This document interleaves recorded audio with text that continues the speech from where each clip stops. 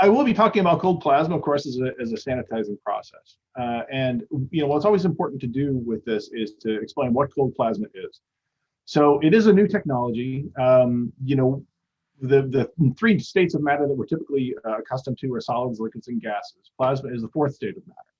And you achieve plasma by ionizing a gas. So it's not really a gas, but you can sort of think of it in that way, the way that you move it around. And you get this by applying energy to your gas. This can be, air, which of course is the cheapest, although not the easiest to ionize. But it can also be defined gas mixtures such as helium, argon, nitrogen-based mixes, and so on. Typically in medical applications, medical plasma, you will see more use of the noble gases, helium and argon-based plasmas. In food applications, because of the cost of the gases involved, air-based plasmas are typically what you're talking about. And I'll get into the details, the chemical aspects of how you ionize it and what it means for the chemical reactivity as we go through this. So you can energize this gas by a couple of different ways. High voltage electricity is most commonly used, although you can use lasers and you can use microwaves to ionize the gas as well. What you get is a highly reactive mix of ions, free electrons, radical species, high energy photons in this plasma that you're applying to the food. The plasma, can be self-quenching. What that means is that as you put energy into the molecules to tear them apart, you get all these reactive species. If they don't interact with their surface, they will recombine with themselves, and then they'll go away, be self-quenching. Resolve to some, the very short-lived chemical species, the free electrons, monatomic oxygens, and so on, will resolve to ozone, nitrous and nitric oxides, and then ultimately to neutral species. Chemical residues with this are expected to be pretty minimal, so there's not a lot of material that has to be washed off after. There's no residual activity. So there's a lot of attractive aspects to plasma, which is why it has become a subject of a lot of research, worldwide in lots of different labs. So how does plasma actually work? So when you're considering the antimicrobial action of cold plasma, what are the chemistries involved? So here are a few different examples of different kinds of equipment that you can use. So where you have two electrodes separated from each other, and you put a high voltage across them, you tear the air molecules apart, the oxygen and the nitrogen. Oxygen will typically go first because of its double bond. Nitrogen with a triple bond is a little bit harder to break apart. But what you end up getting is a lot of free electrons, ions. You have lots of reactive species, different kinds of reactive oxygen species, different kinds of reactive nitrogen species. You can generate some thermal radiation, and you can generate some ultraviolet light as well, okay? Because what will happen is that the energy will go into the atom, an electron gets kicked off, it'll fly around, and then it will resolve back to the atom that it came from. But it hasn't lost its energy, it's still up in a higher orbital. When it drops down to a lower orbital, it kicks off an ultraviolet light photon. So you have a whole complex spectrum of ultraviolet that comes off of this resolved plasma. And this can serve to contribute to some of the effects that you'll see.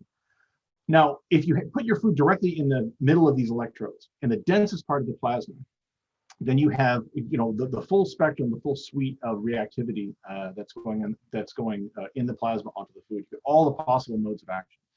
As you separate those electrodes, or if you have the electrodes generating the plasma over here and your food to be treated over here, then some of the shortest lived ones, the ones with the very shortest half-lives, will resolve, and what you're left with are the longer lived products: ozone, nitrous and nitric oxides, some of the radical species, and so on. You can also do things like put optical filters in to keep any kind of reactive light species, ultraviolet at any of the spectrum, UV A, B, or C, and then you can either selectively include those or selectively exclude those. So another thing that you can do is to have the plasma be injected into water that will then capture all those reactive species, and then you apply the water. It's plasma activated water is a new kind of emerging field, and I'll talk a little bit about those as well. So looking at the modes of action that you have here, what does this actually do to the product? So looking just at the reactive oxygen species, Plasma is very broadly reactive. It operates against gram negatives and gram positives. The reactive oxygen species can interact with the cell walls and the cell membranes, tearing them apart and leading to cell leakage, right? Which is a pretty standard, pretty common mode of action. But you can also have these reactive oxygen species generating inside the cells as the electric field tears apart water molecules that then create these species, that can do direct damage to the DNA. And DNA breakage can result from that. Now, this can be a little bit hard to distinguish from other antimicrobial processes, such as high intensity UV or pulsed light, that lead to DNA breakage. Okay, and so when you're looking at analysis of the product or analysis of the material to say, well, what is the mode of action and what's contributing to this, it's important to do that diagnostic and tease these things apart. So as I said, understanding the modes of action is very important. That is improving. The chemistry is very complicated, but it is being defined a little bit better. And the reason you want to understand the modes of action is so that you can customize these combination treatments to leverage the effects. All right, so you can have material pre-treated and maybe cause some sublethal injury that then make it more susceptible to subsequent treatment with another antimicrobial process. So you get synergistic reductions as opposed to simply additive. And all of this is going to be very important if you're going to validate cold plasma as a commercialized, as a large-scale process for treating either planktonic bacteria and organisms as well as biofilms. So this is just kind of a diagram schematic, again, talking about the kinds of things that we'll react with. It's broadly effective against bacteria, gram-negative, gram-positive, some reactivity against spore formers. It's effective against different kinds of viruses, against parasites, protozoans. I want to talk a little bit about the kinds of equipment that you use to make plasma, because this can really define how well this is going to work and what you're actually talking about when you're referring to cold plasma. So the term cold plasma is very broad, and it can refer to lots of different kinds of equipment. All right, if you can generate the plasma and put in the electrodes really close together. You can have a ball over two plates. You can have a ball over a plate. You can have a needle over a plate. You can have a lot of needles over a plate. You can have a needle inside a ring. You can have two rings with gas flow move through them. There's lots of different ways to make plasma, and each of these have different concentrations of reactive species and different reactivity. Some of them are very aggressive and very quick to kill. Some of them are much gentler and slower to kill. So when you say, cold plasma has a certain level of reactivity, it's very important to understand what exactly you mean when you say cold plasma. Do you mean a plasma jet? Do you mean a corona discharge? Do you mean a dielectric barrier discharge, a gliding arc discharge? That's really how you're going to understand what these things can do to eliminate biofilms on different kinds of surfaces. So this is an example of one of the cold plasma emitters that we have in my laboratory. This is a gliding arc system. So these are electrodes, gliding arc electrodes, copper wires that are separated by about 3 millimeters.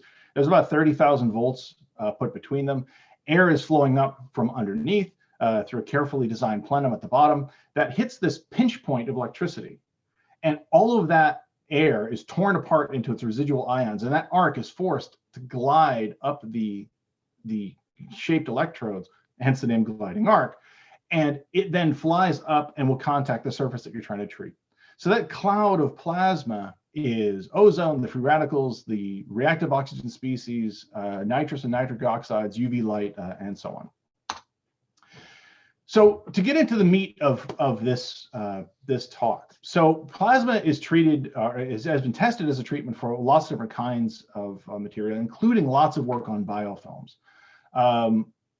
And of course, the reason you want to treat it on biofilms are harder to kill than free living or planktonic organisms. Obviously the subject of the conference. If you're going to use it to kill the biofilms, you need to understand, or you need to be very careful in choosing what kind of plasma you're treating, the surface that you're applying it to, and the conditions of treatment. So the plasma flow system that you're using, whether it's contained inside a vessel, as you see with the blueberries in a jar, whether it's open and can mix with the air, as you see with the open plate treatments. Each of these are going to be very different, right? Plasma that's contained inside a container captures all of the residual exothermal activity, and you can actually see quite a bit of thermal spiking. So you have to do some engineering controls to bring that temperature down if you want to keep it non-thermal. If it's open air, you don't have that kind of containment of the thermal impingement. If you're treating a porous, complicated surface, as you see with this cantaloupe melon, lots of netting on the surface, that's really going to change how it interacts. You get surface microturbulence, and that will give you better exposure of the plasma on the surface. If you're treating a smooth surface, such as the egg, you get a planar flow of the plasma around, right? So you actually have a little thin layer of essentially dead air on the surface. Because you don't have the turbulent flow, you're going to have less interaction of the plasma with the surface that you're trying to clean. And that's going to change the voltage that you need to use, the density, the time of exposure, and the efficacy that you can expect. These are plasma jet styles. You got plasma jets, you have gliding arc systems. If you go over to a corona discharge system, if the material you're trying to treat is inside a container and you're generating the plasma inside the container, that's going to give you one level of efficacy. If it is open, exposed to the plasma, to the plasma field as the almonds are, that's going to give you a different level of efficacy. A material that has moisture present is going to have a certain reactivity because of the moisture that it's contributing to the plasma field. Things that are dry are going to be a little bit different. They're going to have a different level of reactivity. So, you know, the way the plasma is used is quite complicated, and it's still being defined as all of its applications are being explored. So, but to talk about biofilms, so you can see this is a study that was published a little while ago, 2014. So this is a case where you have gas that's flowing down a column. You have an electrode here, and you have an electrode here around the gas tube. As the gas goes through, the voltage is between these two electrodes, and this is where the plasma is generated. That gas flow then forces the plasma out and directly treats the product. And as you can see, this is treated against different kinds of marine biofilms, a couple of different Vibrios, Staphylococcus saprophyticus, and Pseudomonas. Broad spectrum activity. I mean, there is something, a little bit of a difference in how quickly it kills and the extent of inactivation from one species to another. But given this kind of a setup, you can see that within 30 seconds for each of these, you're getting multi-log reductions because of this kind of treatment. Plasma jets like this are among the most reactive and among the most effective in eliminating organisms, whether they're planktonic or biofilms. So 30 seconds, 60 seconds, depending on, I think, it looks like, Pseudomonas is the one that's hanging on the longest. That goes all the way out to say 90 seconds, and then you get complete elimination. All right. Very, very effective. This is in this system, there's no scrubbing, there's no other exogenously applied antimicrobial compounds, there's no chemical, let's say chlorines or other kinds of reactivity. Just the plasma, and it's being quite effective in eliminating it pretty quickly. Here's another study. This is some of my own work. This is looking at Salmonella and E. coli biofilms that were grown on glass slides. This is as a model surface for food contact surfaces, the kind of thing that you might see in a processing plant. As a stand-in for knives, conveyor belts, lifters, sorters, bagging equipment, and so on. So these biofilms were allowed to grow for a period of time. Then the biofilm was washed out, or the unattached cells were washed, and the plates were allowed to dry. So you had a pretty durable biofilm that was attached there. Plasma jet was applied to the slides as they were on a moving conveyor belt. Pretty short treatment times, 5, 10, or 15 seconds. If you're doing end of shift cleaning for a conveyor belt, you've got time. You can take 10 minutes, 5 minutes, whatever it takes to spray and scrub and squeegee. If you're talking about continuous cleaning of a belt, the belt is moving, right? You don't have a lot of time of exposure to do that kind of continuous treatment of a belt that's moving through all the time. So the question of the study was looking at how much inactivation of these biofilms can you get in these very short treatment times. And the answer is that for these biofilms, with just like say a 5-second treatment, you can achieve like a 1.25 log reduction for E. coli, up to 3 logs if you're allowed to go for 15 seconds.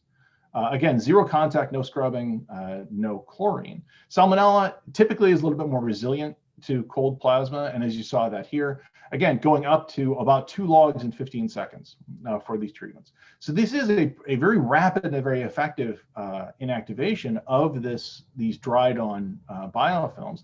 And this is suitable for use in this food and food contact surfaces.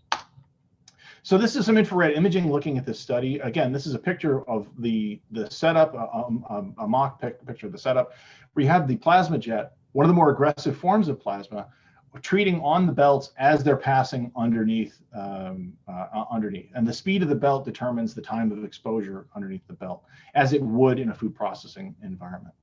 So we were looking at the impingement temperature, the average temperature, the max temperature, and the temperatures that we achieved, whether it was 5 centimeters from the surface or 7.5 centimeters up from the surface, everything was still well below the level where you would call that a thermal. So you did see some heat accumulation, but not up to the level that you would see thermal inactivation. So this is a non-thermal process, which is good, because if it's just heat that's doing the killing, honestly, there are easier ways to heat things than using plasma. But as a non-thermal process, that gives you a lot more flexibility in the kinds of chemistries that you can bring to bear on eliminating these sorts of contaminants. This is the kind of the expanded view of some of those studies, because we didn't just look at time of exposure, we also looked at pulse frequency. So I said that the arc is being established. It's not a DC, it's an alternating current. So you have pulses operating anywhere from 24 to 48 kilohertz. So 24,000 times a second, or 48,000 times a second. The arc is established, the voltage is turned on, and the air between the electrodes is ionized.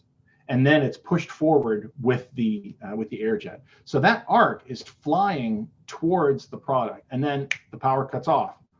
That bolus of plasma then flies toward the target, and it's repeated multiple, thousands of times a second.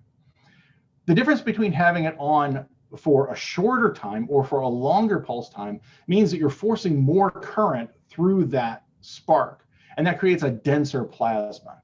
So you have more reactive species up to a certain point.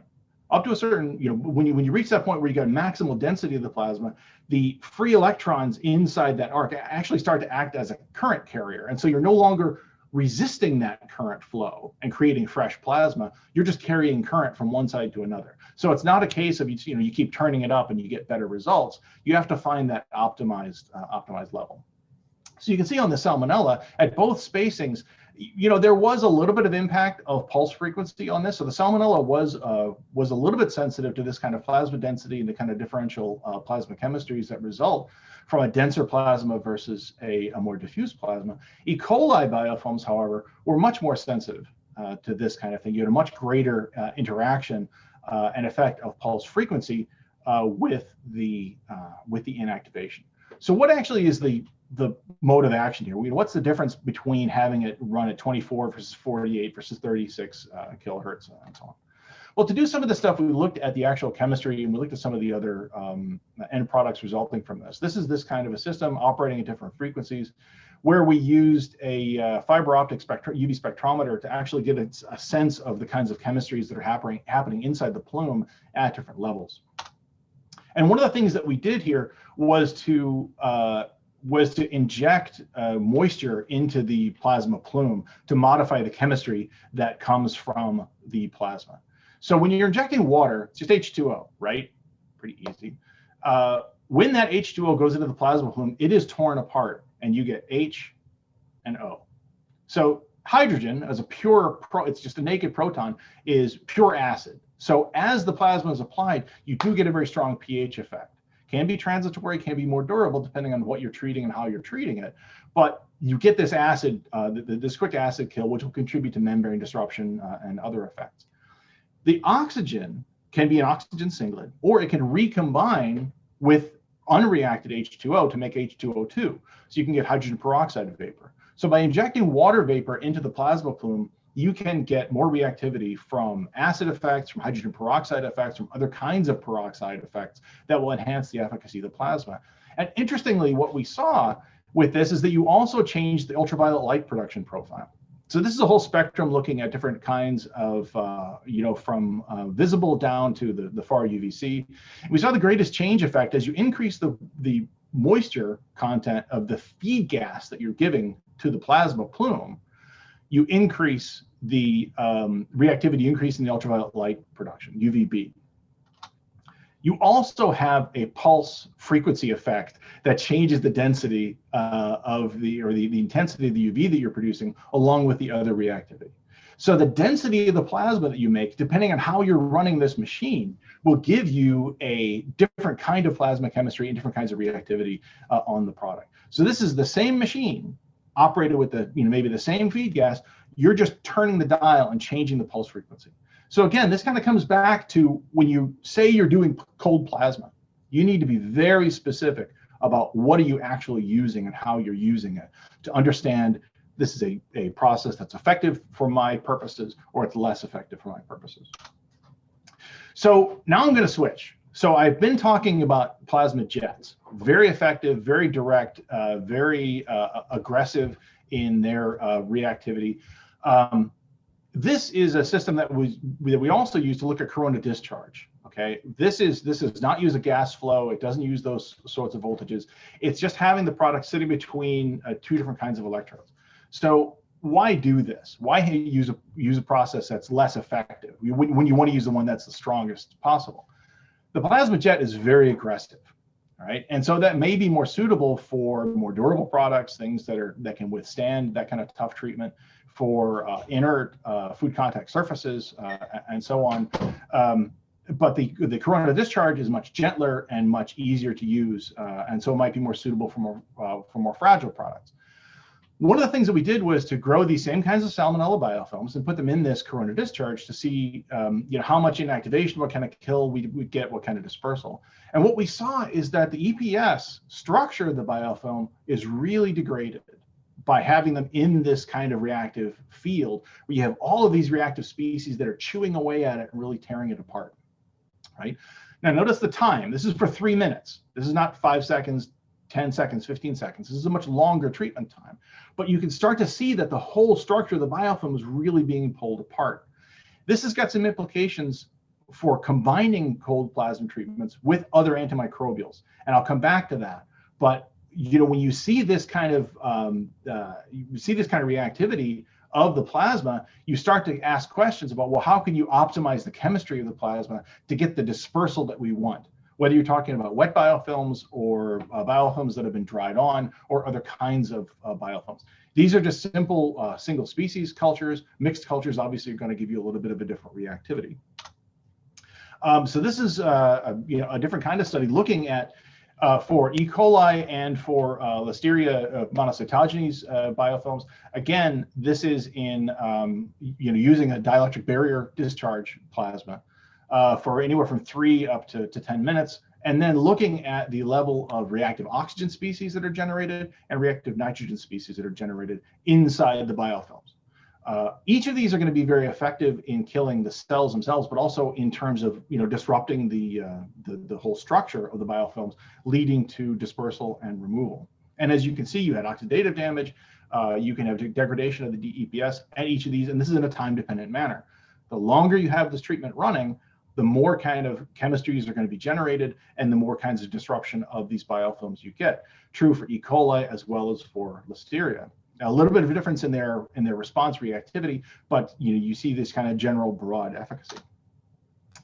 This is a head-to-head comparison of a fairly new study. This is comparing sodium hypochlorite, 200 parts per million, it's pretty typical sanitation level used in the industry, high power acoustic ultrasound, and this kind of DBD or dielectric barrier discharge plasma to eliminate E. coli biofilms.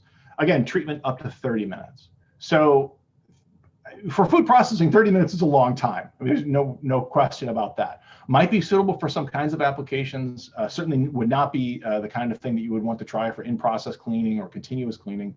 But you can certainly see this thing as, say, during the course of shipment or in storage or as a post-wash treatment. The conventional treatments, even sodium hypochlorite and ultrasound, you gave some initial reductions, but it kind of capped out. It didn't go much further than that. With DBD, as with a lot of plasma treatments, the longer you treat, the better the kill. It's very time dependent, it's very direct. And this, I think, comes back to the complex nature of the plasma chemistries that you're using, right? You don't have, say, a susceptible subpopulation that reacts and then everything else is kind of resistant to that. There are so many different kinds of chemistries that are going on in plasma that there's a lot of different modes of attack that you can use to eliminate them. So this is a metabolic activity of the cells. Again, the sodium hypochlorite, you had some initial reactivity with the ultrasound. You had some reactivity at the longest treatment times, but not at the earlier ones. Plasma, very close time to our study. As you go out, the longer the treat, the more results you get. And again, this is because of the multiple modes of action. So I want to finish talking a little bit about indirect treatments. And this is a case where you use water to capture all of the reactive products of plasma, and then you use that water as a sanitizer. Now, there's advantages and disadvantages to doing this. When you capture these species in the water, you do lose most of the very reactive species, most of the very short-lived half-lives, the free electrons and some oxygen singlets. But the advantages using a sanitizing solution are so broad, because it's a very familiar technique. It's a very familiar process. So we want to be able to try to do that. So a couple of different ways to do this. You can have the plasma shooting above the water, down into the water, and capturing it. Or you can actually have the plasma jet inside the water where you're capturing the entire plume. Now, I will tell you that some interesting things happen when you mix high voltage electricity and water. All right, so these systems can be a little finicky to operate and a little bit finicky to use. So there's some safety issues with regard to how they're designed. But once they're, once you get those engineering things sorted out, you can get a lot of reactivity. And what you see as you're treating these, the more you react that plasma into the water, you accumulate nitrous and nitric oxides, you accumulate peroxides that are going up, you're accumulating ozone, because O2 will break up into oxygen singlets, and then that oxygen singlet might recombine with another O2 to give you ozone. So you're getting dissolved ozone, you're getting dissolved reactivity. And also, I will say there's a lot going on in this graph, so so follow along. You can also see that as you go increase treatment time, your pH drops. So you go from essentially neutral pH to 3.8, 3.1, 2.63, and you go up to a pH of, say 2.56. And that, again, comes back to how you're cracking water to get free protons. And that acid effect can be very, very powerful. It's more pronounced in water. The more organic load you have in it, obviously that's going to buffer your system, that's going to react away. But this is a continuous generation process. Okay, so this is the kind of thing that can be done as a continuous sort of treatment. Diffusion of these reactive species, roughly, I would not say exactly, but it roughly follows the diffusion gradient of oxygen into a plasma zone. The difference, of course, is that oxygen is diffusing through the EPS and through the biofilm and is nourishing your aerobic bacteria, whereas all of these other reactive products, they're diffusing through the biofilm and tearing things apart as they go. So you're disrupting the EPS, you're disrupting cell membranes, you're tearing apart bacteria. And because of the different plasma chemistries that are involved, all of the different components of EPS are susceptible to degradation. Polysaccharides, proteins, glycoproteins, lipids, free lipids, all of these things are susceptible to this. So the biofilms can be degraded and dispersed. Aside from just killing the biofilms directly, that loss of protection then makes them susceptible to secondary interactions with other kinds of sanitizing processes. So again, just generally speaking against biofilms, you have multiple modes of action. Complex biofilm ecology is no barrier to the reactivity here. You've got lots of different kinds of points of reactivity suitable for just the regular, whether you're using the dry gas phase or dielectric barrier discharge or the plasma activated water systems. You get lots of different choices for reactivity. And I talked about combining this with other kinds of sanitizers. So this is a study using plasma combined with a niacin sanitizer to eliminate listeria. Not exactly a biofilm study per se, but it does illustrate the point. So when you have Listeria monocytogenes on an apple, I think this is a Granny Smith apple, so it's kind of a pale surface. Niacin sanitizer alone will give you a 3.5 log reduction of Listeria monocytogenes. It's a pretty good reduction when you have a 60-minute exposure time. Leave it on and operate for 60 minutes, you get 3.5 logs. A 40-second pre-treatment with plasma gave you the same level of kill, but in only 3 minutes. So you're really reducing the amount of time that's required to give you that kind of reduction, that 3.5 log reduction. And this is because the plasma is leading to that dispersal, it's called, leading to that sublethal injury that can then make other processes more effective. So just quick conclusion, it's broadly effective. how you use the cold plasma, what you're talking about, it really depends on the equipment you're using and how you're using it, what you're applying it to. So when you talk about cold plasma, do please be specific about what you're using. And then just a few key areas for future research, better, combination treatments, applications of different kinds of biofilms under different conditions, and then integration of this with other technologies in existing commercial footprints. And so with that, I thank you for your attention. And again, I appreciate the opportunity to speak with you today. And if you have any questions, I'll be happy to take them. Brendan, thank you very much for a superb presentation. Really enjoyed that. I see that there are lots of questions on the Q&A, so I'm going to pass straight to Will, if that's okay. Will, if you want to pass us. Sure, yes. So there's probably more than we have time to answer, but as I said before, the answers will make their way to you after the meeting. So the ones that had the most upvotes, the first is, has cold plasma been, I'll start again. Has cold plasma been tested on reducing endotoxins? There have been some studies looking at plasma reduction of different kinds of toxins. I know I'm aware of some work looking at aflatoxin reduction. One of the challenges of plasma is that as you're applying it from the top, it can be just sort of a surface treatment, right? Now, if you're degrading the surface, then you can get access to bacteria or any of the toxins that are produced in there. It's very broadly reactive from a chemical standpoint. One of the challenges with things like aflatoxin that's produced by fungus on a large mass of grains is that you got stuff that's fairly deep down inside. And so unless you're tumbling the grains and getting a better exposure, the plasma is just not going to have access to that toxin. So some of the studies will do, a study on, a plate or a lab-based study. So, can plasma degrade these toxins? Oh, sure. Yeah, absolutely. No question. You can certainly degrade them. But whether you're going to be able to use that in a field environment where the toxins might be protected from, external or exogenous treatments, that's a real challenge. So I would hesitate to say, yes, it does, without saying, yes, it has done it on a small scale, on a small sample in a laboratory. Sure. In the same way, probably following on from the answer that you've just given to that question, oh, no, never mind. The question asker just said she's going to rewrite it. And then we've got the new one here.